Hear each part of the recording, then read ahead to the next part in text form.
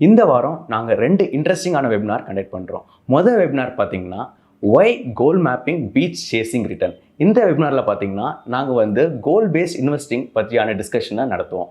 Second webinar பார்த்தீங்கன்னா India versus the world where to allocate the capital. இதில் எங்களோட multi asset BMS product ஆன ஸ்பியரை பற்றியான டிஸ்கஷனை நாங்கள் நடத்துவோம். இந்த வெபினாரில் ஜாயின் பண்ணால் கீழே இருக்க லிங்கை கிளிக் பண்ணுங்கள்.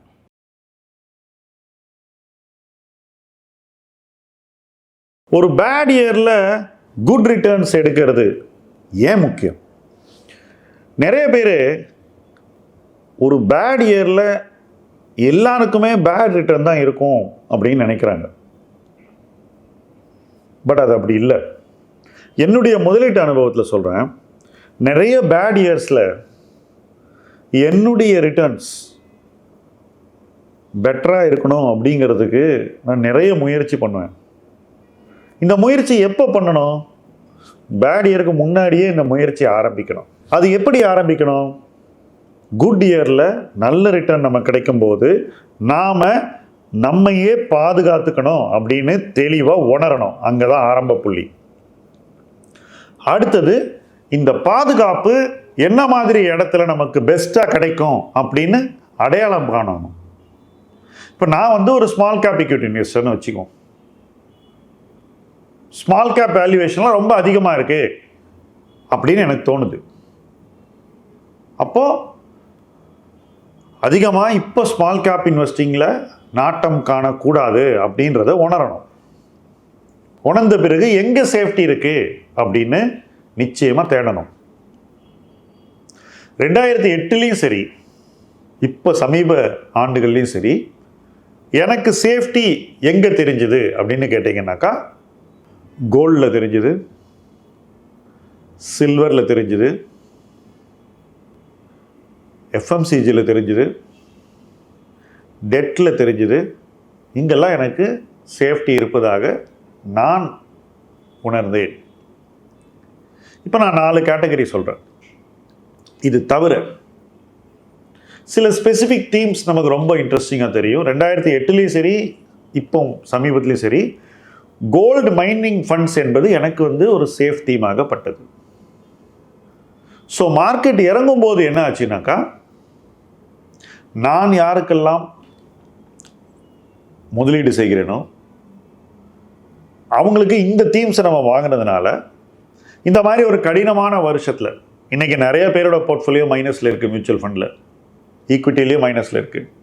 சில பேர் தான் ப்ளஸில் இருக்காங்க. அப்படிப்பட்ட ஒரு சூழ்நிலையில் இந்த ஸ்ட்ராட்டஜியில் இருக்கக்கூடியவங்களுடைய போர்ட்ஃபோலியோ பார்த்தீங்கன்னா ப்ளஸில் இருக்குது. தெளிவாக புரிஞ்சுக்கோங்க.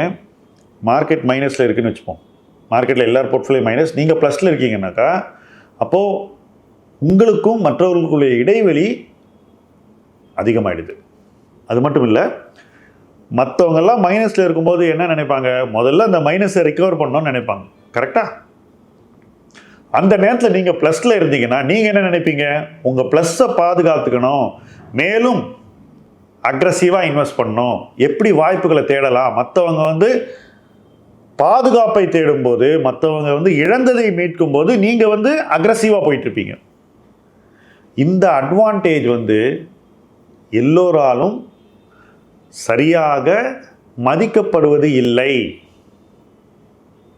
என்னை பொறுத்த வரைக்கும் நான் மதிக்கக்கூடிய மிக முக்கியமான விஷயம் இதுதான்.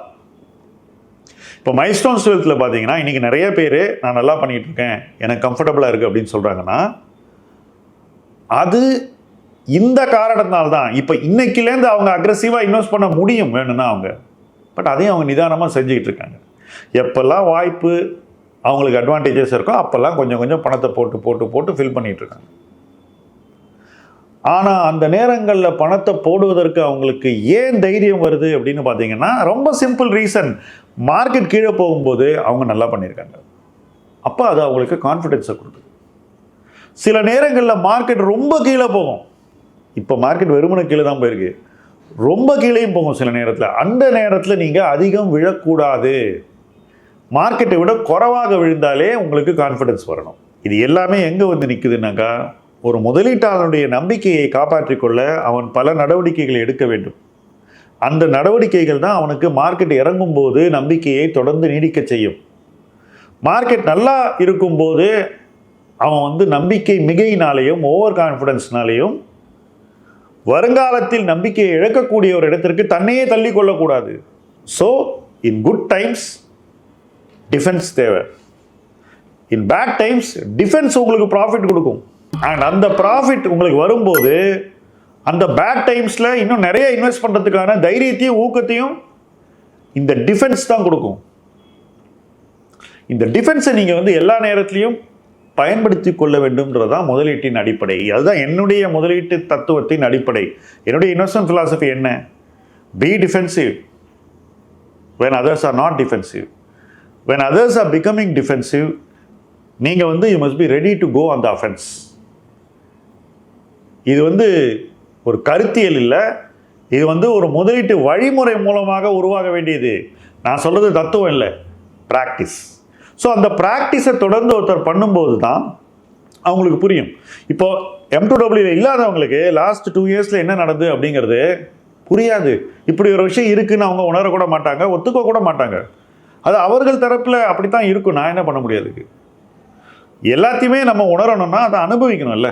நான் ஒவ்வொரு பேர் மார்க்கெட்லேயும் விழுந்த பங்குகளை அடித்து வாங்கியதற்கு மிக முக்கியமான காரணம் நான் சந்தையை விட குறைவாக விழுந்தேன் அல்லது விழவில்லை. விழவில்லைங்கிறது ஒரு பிரில்லியண்டான பொசிஷனிங். ஓகே, அது எல்லா நேரத்துலையும் நடக்காது. கம்மியாக விழுறதே நமக்கு வந்து போதுமானது. 5 சைக்கிளில் ஒரு சைக்கிளில் விழல, மற்ற 4 சைக்கிளில் விழுந்தோம். ஆனால் எனக்கு அது ரெண்டுத்துலேயும் எந்த விதமான வித்தியாசமும் இல்லை. நான் மார்க்கெட்டை விட கம்மியாக வேணும், இவ்வளோதான் என்னுடைய தேவை.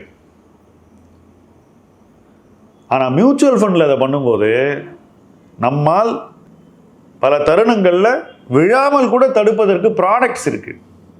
அந்த ப்ராடக்ட் ஏன் உங்கள்கிட்ட வரதில்லைன்னு நீங்கள் கொஞ்சம் யோசிக்கணும். நிறைய பேர் டைரக்டில் போனாங்க, என்னெல்லாமோ பண்ணாங்க.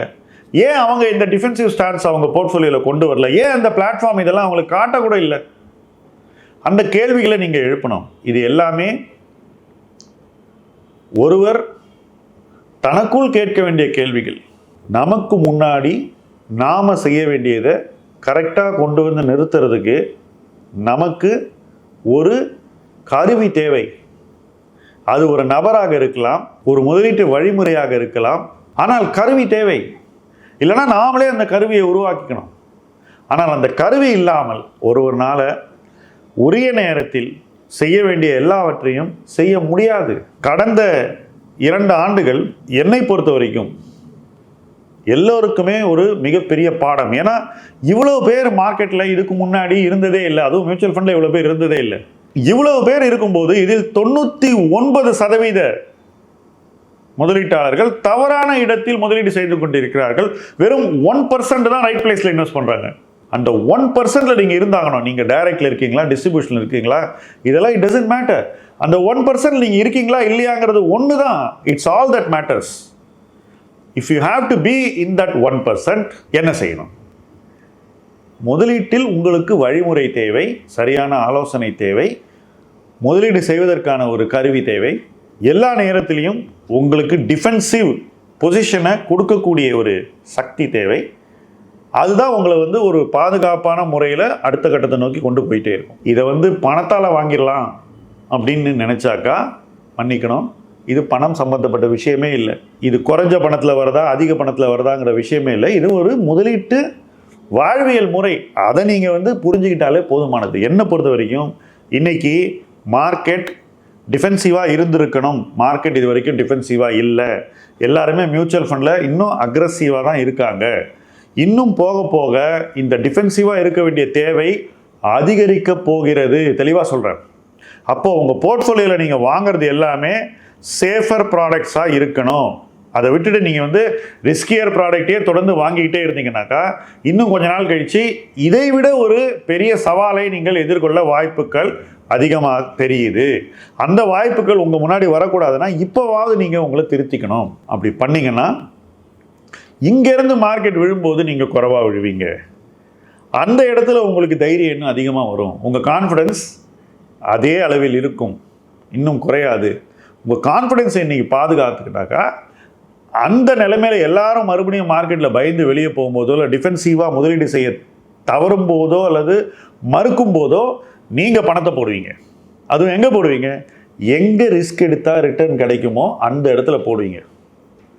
அன்னைக்கு அதை செய்கிறது தான் ஒரு முதலீட்டாளனுக்கு வருங்காலத்தில் வெற்றியை தேடித்தரும். அந்த வெற்றியை அவன் பெற வேண்டும் என்றால் அந்த நாளுக்கு இன்னைக்கு அவங்க ப்ரிப்பேர் பண்ணணும்.